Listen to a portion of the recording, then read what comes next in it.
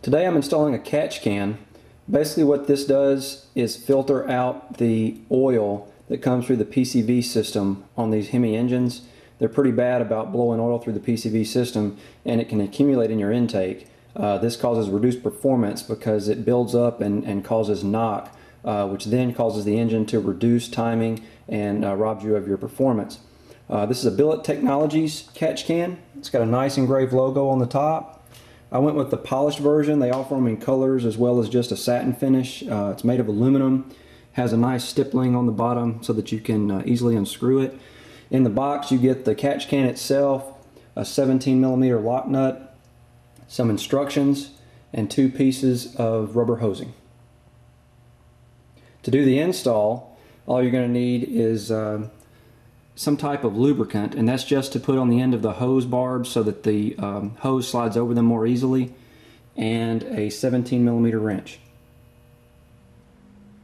To install the catch can, you want to start by removing the engine cover.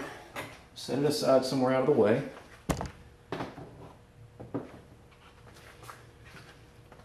And you want to go ahead and unplug your IAT sensor from your intake. Now I've got a Mopar cold air intake on mine. The instructions that came with the catch can say to remove the intake. However, I've test fit this one and it looks like I won't need to. So I'm just going to unplug the IAT sensor to give me some room.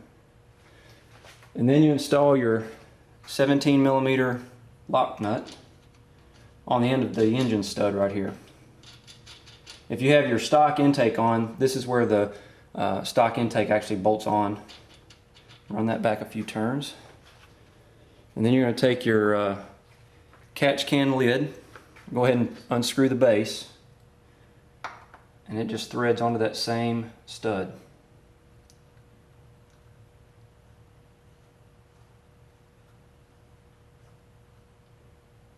Now the thing you got to watch here is you want to thread it enough so that it's on securely, but you want to be able to clear the radiator hose as well as the fans with the bottom of the catch can.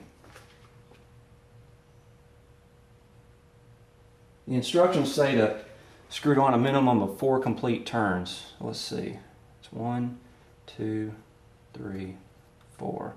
We'll do 5 just for good measure. And run your lock nut back to kind of give it some stability.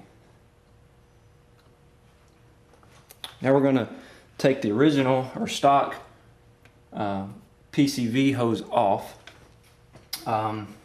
These can be a little bit tight sometimes. Mine wiggle off pretty easy, but if yours are on there pretty good, you can use a big flathead screwdriver to kind of help you. Just be careful and don't break any of the plastic pieces.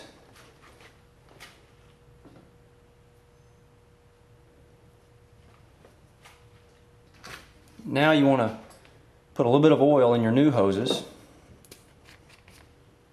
This will help them to seat more easily.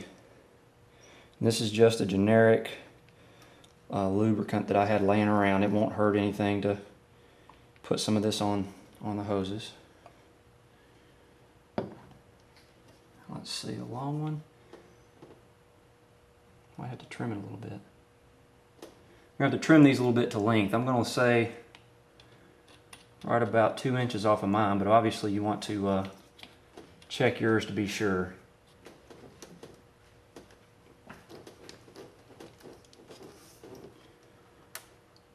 About right there. And I'm just going to use a good pair of garage shears to cut these hoses. I found that's the best way to get a nice straight cut. And if you push down the hose a little bit to compress it some, it kind of helps. Get a nice good cut.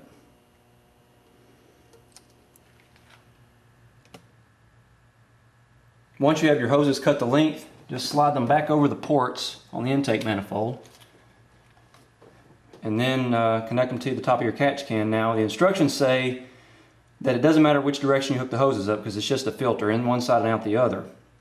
However, I went from the long hose from the back of the intake manifold to the right hand side adapter on the catch can, and I went ahead and removed the IAT sensor to give me a little bit more working room here. And then the shorter side that comes from the front of the intake manifold, I went to the left side of the catch can.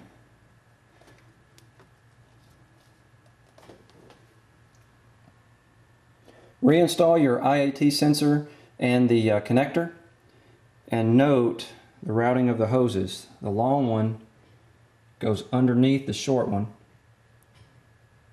and then to the back of the intake manifold. And finally, just reinstall the engine cover and note how the hoses route. They come right out the front of the engine cover. Here's a shot of the catch can installed. It's a little bit close to the radiator connection there, coolant thermostat connection, but it's got about 1/8 of an inch gap and the catch can doesn't move, so that should be good.